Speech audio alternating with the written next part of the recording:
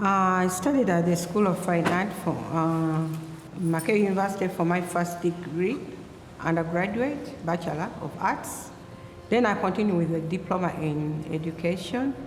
Then I continued with the Masters in Fine Arts at the School of Fine Art. And later on, I did my PhD at the University of Newcastle in the UK. I think I have had a background of artists. My father was also an artist, though not a fine artist, but both my father and mother were creative, and I was lucky that I went to schools that were teaching art. That is Shimon Primary School, and then I came to secondary school, Kali Sizo, Christ the King, Gulinda in Masaka.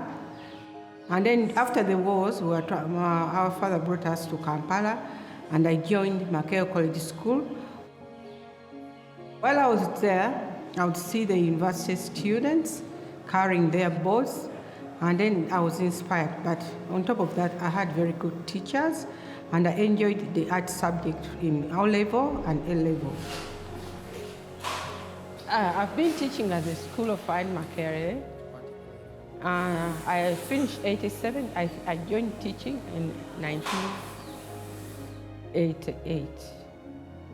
Yeah, I remember in 1987, my father was dying of HIV/AIDS, and he had not supported me well. He had not proved, was not supporting me that I can do the fine arts. But when I got an upper second, and then he said, he was dying. I remember going to him, and the following day he died, passed away. He said, "Oh, you've done so well. Can you go back to the School of Fine Art and ask for a job?" I walked back to the head of the School of Fine Art. By that time, he was Sango Bantam. And he said, I told him, I would like to work here. I said, "Fantastic, you have your job." I said, "What?" Then he said that you are going to teach. Musango Kwantam said, "You are going to do a master's." Then I told him, "I'm going to do it in painting." Then he said, "No, you are strong in sculpture," which I had not realized.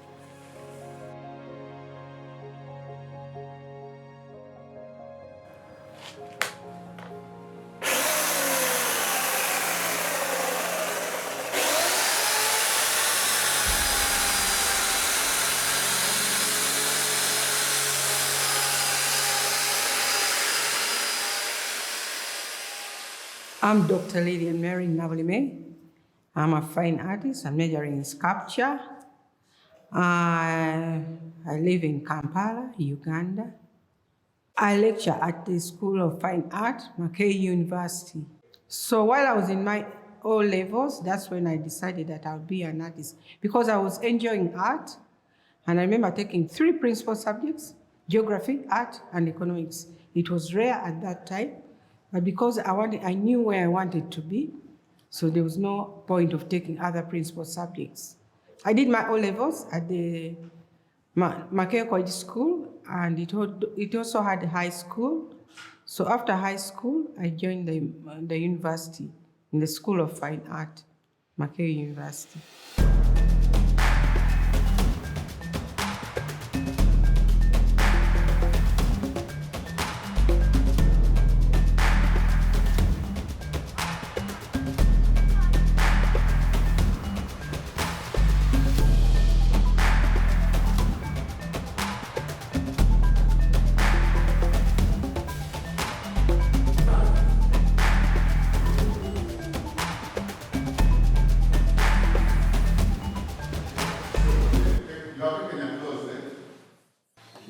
Whenever I make a big piece, I name it after myself.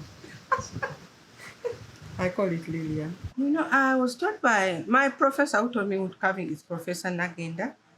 He was we might be of the same height, but he used to make huge sculptures. If you read about Professor Nagenda, he's one of the best wood carvers we have in Uganda and maybe on the continent of Africa. So when I saw him working big, and I said, he inspired me to work on big pieces. So one time, a tree fell down, and there were 2 big, huge pieces like this. He took one, and I said, "I'm also taking one."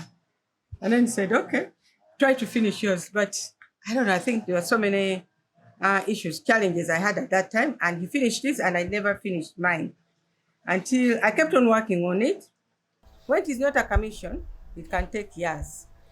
So when I got it, I said, he made a man and I made a woman. And for me, I look at women as they are powerful, but sometimes we are let down by society. And for me, I am pushed to do big sculptures so that to elevate the women and they feel proud of themselves. Well, I won't say anything much when somebody challenges me, but all my energies go into my work. And usually I come up with big pieces. It's only during this COVID time when there was a lot of uncertainty that I had to come and make small pieces. I had a number of pieces I was having, but the world was quiet.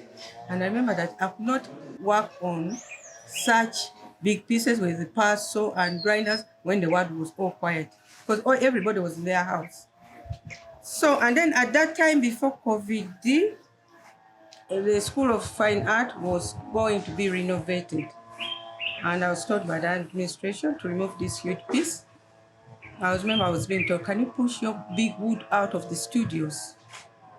And I knew that this piece is so big, it could still move around. They could be in one place and they could still renovate the gallery. But I didn't want to create chaos. I said, I have this space. I can bring this piece. So God had to got cranes and the lorry and brought it down here. I enjoyed painting and I thought I'd be a painter, but someone told me, you're going to be a sculptor. And then because once you start as a teaching assistant, you have to start on your master's. I took time, 1 year, and I did a diploma during the same time, trying to work out what I was going to do for my master's. And then I went back to him. I told him, I don't have an idea of what I have to do for my master's. Every topic, it has been done. And he said, have you looked at tree roots? And I told him, no. Then I started looking at tree roots which had come up on the surface. I would look at them, draw, take photos, and then I would make maquettes. Then develop sculptures. Then one day, we had a heavy storm at the university, and many trees were felled down. For the first time, I was looking at what was under the ground, and I realized they were interesting forms. So I was able to cut them, get lorries, and bring the sculptures to the School of Fine Art. And I started working on my master's, sculptures that are developed from tree roots. It was exciting. And I remember exhibiting my sculptures in the gallery. The whole gallery was filled. And all the works, of course I have a few here, all the works were done by hands. So I made my sculptures, and I remember getting a challenge. I had made big works. I was taught by Francis, Professor Musango Guantam, and then Musango Guantam and Professor Nakenda, he supervised my master's. And then after, I remember I had a challenge. Somebody was saying, like challenging me that the sculptures were not all that good. It was not a big deal. And I said, me having filled up the gallery with all these heavy, big sculptures, unfortunately, I had to look for an opportunity to exhibit. And my first exhibition was with the German embassy, whatever. They were funding, they wanted an exhibition of 3 artists. So the first exhibition had Eliche Yune and Francis Ife, who is a lecturer now at the School of Fine Art, and the late Eliche Yune, 3 of us. And it was the exhibition was at Sheraton. It was a fantastic exhibition. I remember my mother saying, oh, it's wonderful. I said, what? Yeah, you have your sculptures, and then the others have the paintings. So it is a good mixture.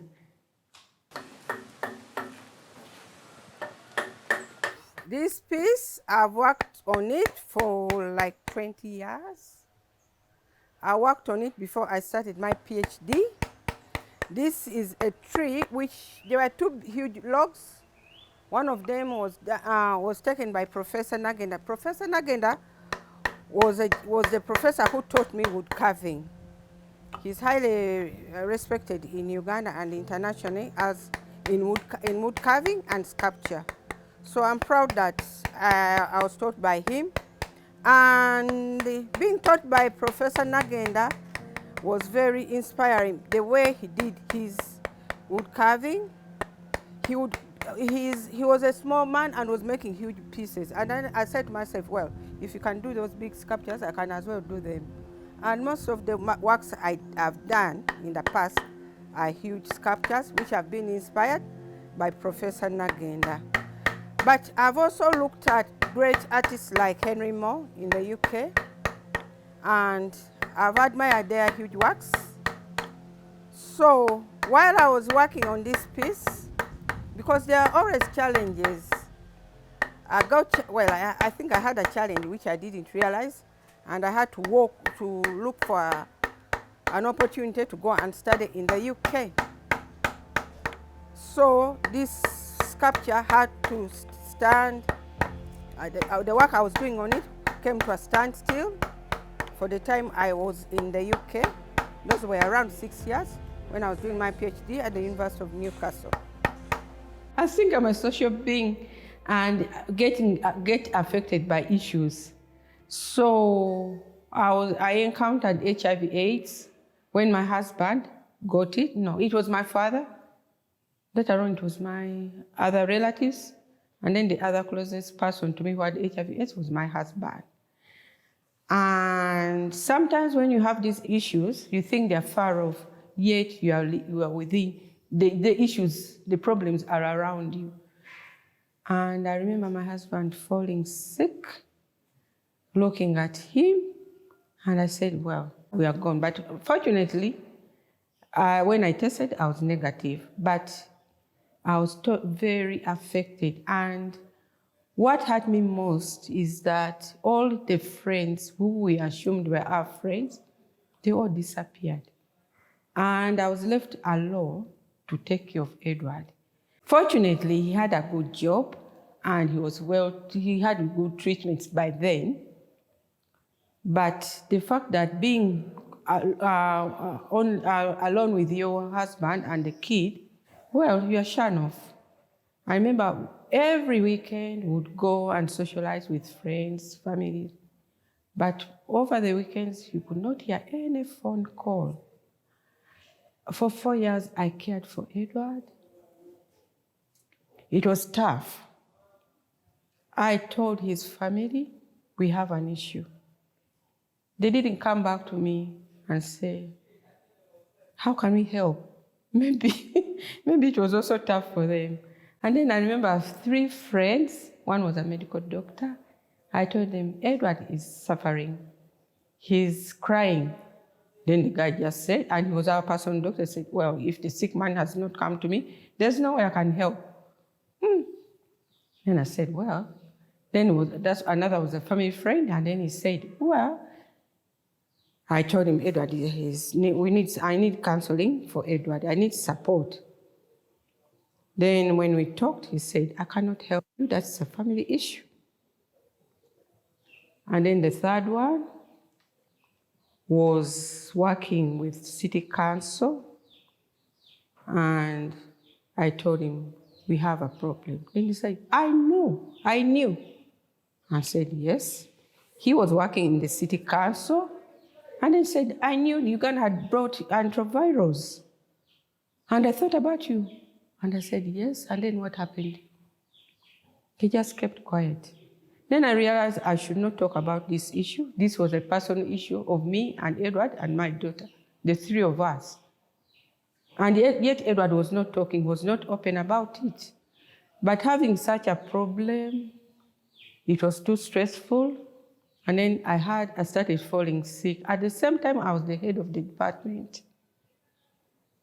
So 4 years, I think that Edward was diagnosed in 1998.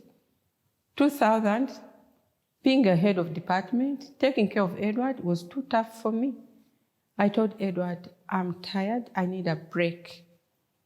And I remember one of my colleagues somehow just told me, I don't want to be, I'm stopping to be the head of department. I said, what are you going to do? I said, I'm going to be as a lecturer like you. Then he just said, why don't you go and do your PhD? So I walked out of the School of Fine Art and went to the British Council and told them I want an opportunity to do a PhD. I want a school where I can do my fine art. By that time, the PhDs were more of theories, and I wanted a practice-based PhD.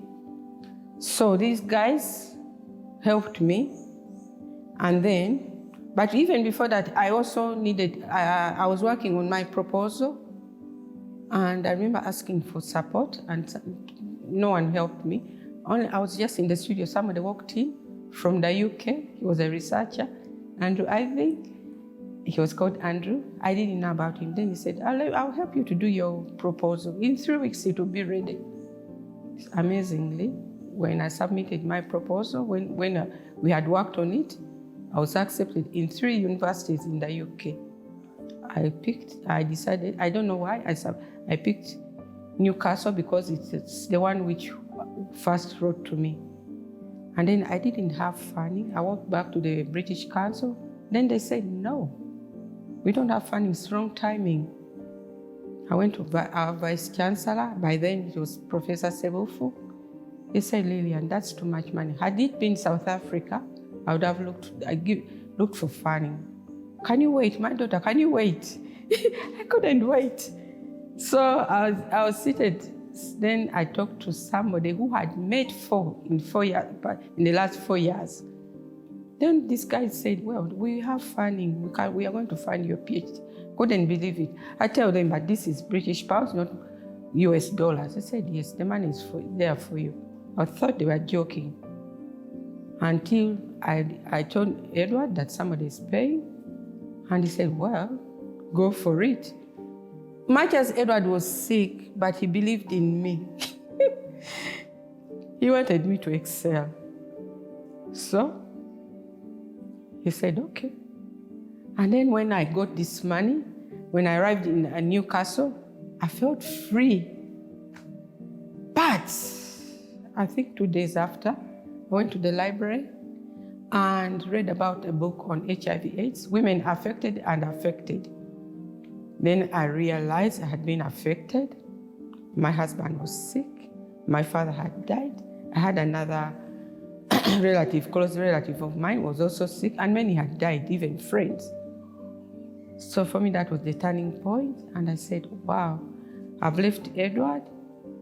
Now I can't go back to Uganda because a lot of money has been put forward for my studies. And that's when I said, I'm going to do my PhD on HIV/AIDS. My supervisors were surprised. They said, you are not a medical doctor, you're not a social scientist, and you want to do HIV/AIDS? I told them, yeah, that's what I want to do because I've been affected. I wanted to do sculptures that can help to communicate about HIV/AIDS.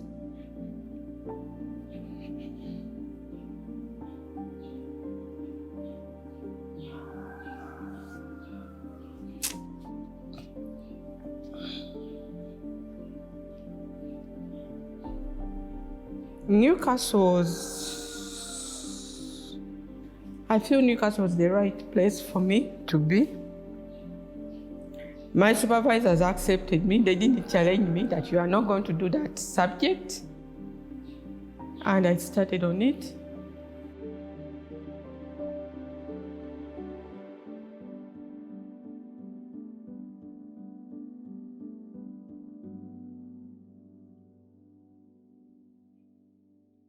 I wouldn't refute that she's the mother of art in Uganda.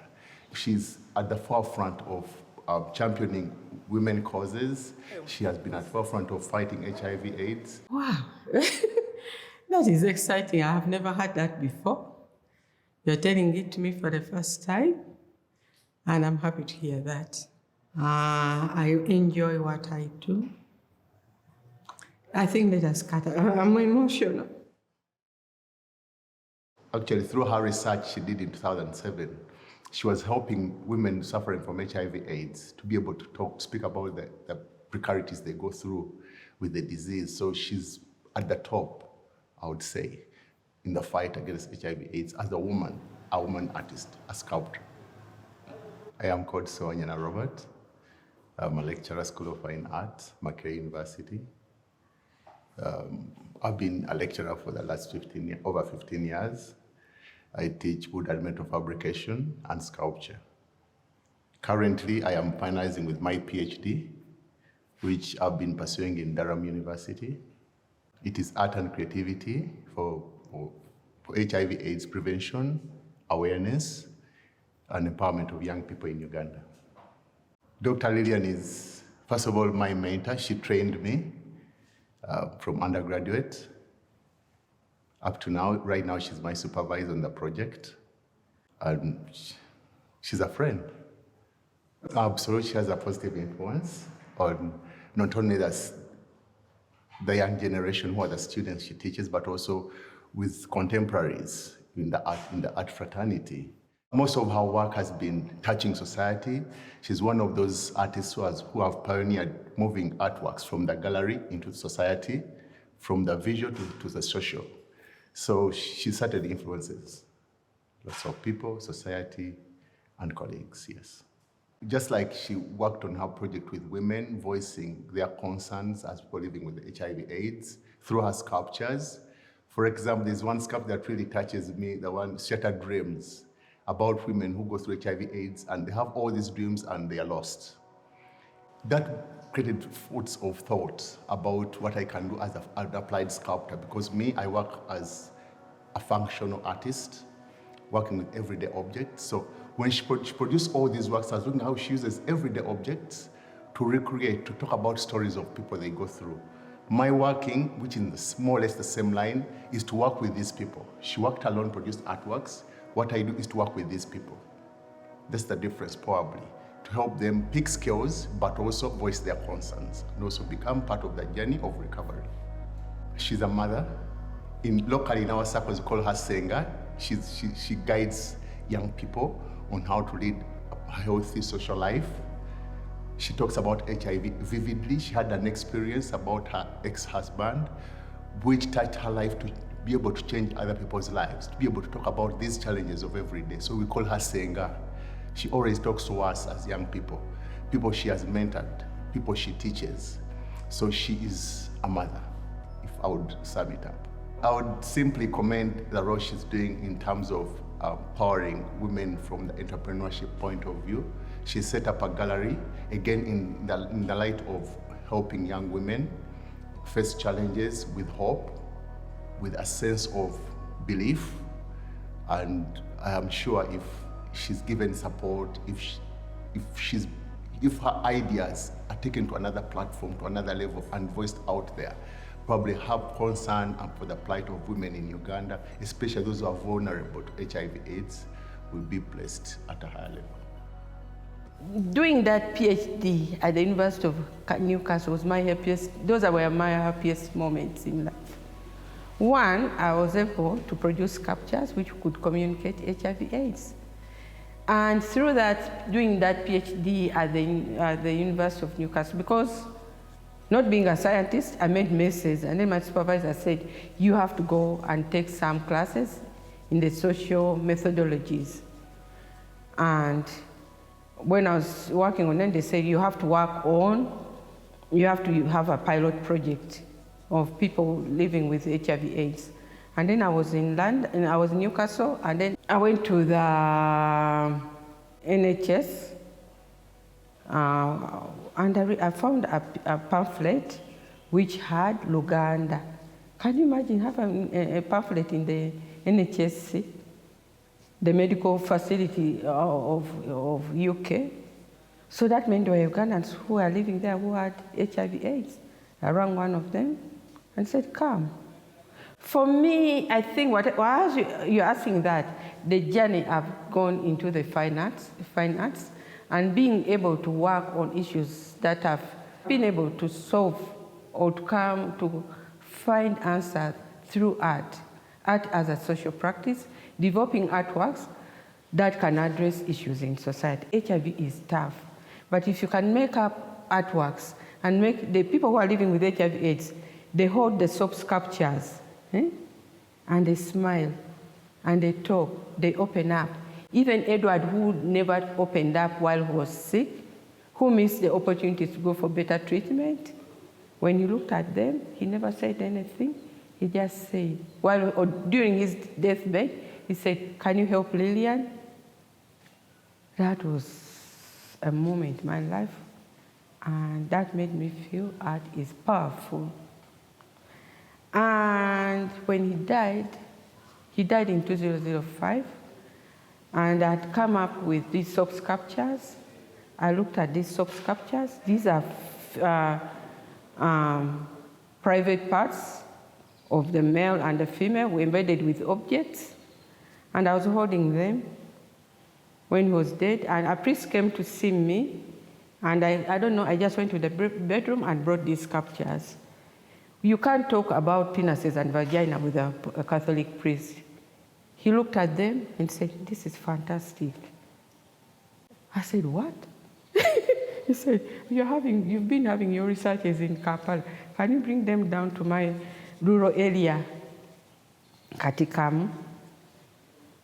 And I was able to get my soap sculptures and take them to the rural area in Katikamu. And then I had a focus group discussion of men and women. When they looked at the penises and vaginas of soaps embedded with objects, they looked at them and laughed. That was a terrifying subject, but people were holding them and laughing. And then when I started the focus group discussion, I said, "Yes, we are talking about HIV/AIDS." And then one woman challenged me, "How can we talk about these penises and vaginas among our relatives?" And I said, "How many of you have lost your relatives? And maybe those in-laws are infecting you with the disease?" They opened up and we had a discussion. And it was fruitful. People were talking, "Oh, where can we go for treatment? What can we do?" So many issues were being opened up just because of the art soap sculptures, which you can see at the shelves. And then in Kampala, the women who had lived with HIV/AIDS, because I thought I was going to affect them, they said, "Ooh, this is how my vagina looked like." So talking about issues, these are taboos. And then the sick people are talking openly about how the disease is affecting them. For me, that was powerful. That is one of the most successful moments in my life when I developed those sculptures. That Edward was able to talk, was able to open up. He didn't say much, but he told his friends, the rugby, because he used to play rugby, and these young rugby boys had come around. He was able to tell them that, "Please help Lilian." So that was powerful. And I remember asking my daughter, because you can't go public and talk about HIV/AIDS, how it has affected you. Either you'll be shunned, or my daughter, I asked her, can I talk about this? I asked my daughter and my mother. They said, "It's okay, go ahead." So opening up on such a difficult subject is so powerful. For me, art is a power. And my research, for me, is the best way I've gained out of it as an artist. So the fact that I don't sell my artwork, they don't sell, but the fact that these artworks communicate, people open up, yeah. And that also as a lecturer, that made me to transform that. Because every year we have new students. None of my colleagues talk about HIV/AIDS and issues openly as I do. When the first years are coming in and I talk, yes, we still have HIV/AIDS. Be careful about it. I talk openly, and I told them that it affected me. I lost a husband, I lost family members. Everybody looks on, because I've carried on an important message to them.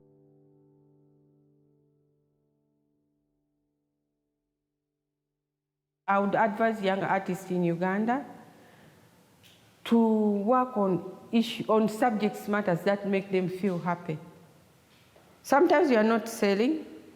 You may not sell now, but maybe you'll sell in the future. And sometimes the work you're producing is touching on people, improving on their social lives. That is, I think, more important. When a work of art is powerful and transforms people's thinking, ways of behavior, I think that is very powerful. If it brings money, fantastic. Yeah, but I don't think one will ever be a failure when you're an artist. You always have a rich, creative mind to do so many things. So that's what our president forgets, that when you are an artist, you are very creative and you can do a lot. You don't need, sometimes artists don't need to be employed, because they will always find means and ways to find ways of working and getting employment or bringing food on their tables. So these artists, I think I'd also send this to the government, that they should also support the fine arts, because it develops the creative mind, and this is powerful. Because all those scientists have a base of arts, the fine art. So you cannot ignore the fine arts. It should be promoted to reduce on people looking for jobs. I'm supposed to be 60, and 60 you're supposed to be retiring. And I've made these great pieces. Many of our artworks go abroad, they are sold off. I would like to have a foundation, and which I'm working on. I remember I had a challenge, and Edward said, you have land. I have bought land in Chanja, it's all for you. Make use of it. You can have your gallery here. And so all I want is that some of these works can be retained, and future young artists can come and learn. Because we are losing trees, and some of these trees, you can never find them again. So I would like to have a legacy of creating a gallery with art, with sculptures, mainly sculptures. And I would still also like to encourage young girls to take on the fine arts. So if there's an example to look at, then they're inspired. Because look, having this gallery was an inspiration when I traveled to Mozambique. I remember visiting galleries of Chisano, some powerful artists in Mozambique. Fortunately, I've been able to travel, and I'm seeing great works. And I said, well, if they made it, I can also have a space. So, but it is all about money. So the little I have, I'm trying to put up a gallery space. This is good enough, but as you have seen, I need more space. So if I get funding for more space, for art, for my sculptures, and also train. Because when you're 60, that is not the end of it. I think for me, life is beginning. I enjoyed and treasured the time I had in Newcastle. I was able to develop work. But because I have to look for funding, look for money, I have to teach students, which is good. But then it deprives me the time. So I wish after 60, I have a studio and also be able to teach more at a free will. Because not many of our artists go to school, but so even picking up young artists, the youth, who have not had chances to go to the university, and train them. Or inviting international artists and working with them as well. Because whenever I go for abroad, I'm teaching wood carving, so I can teach more wood carving in my space. That's what I enjoy, and I would like to do.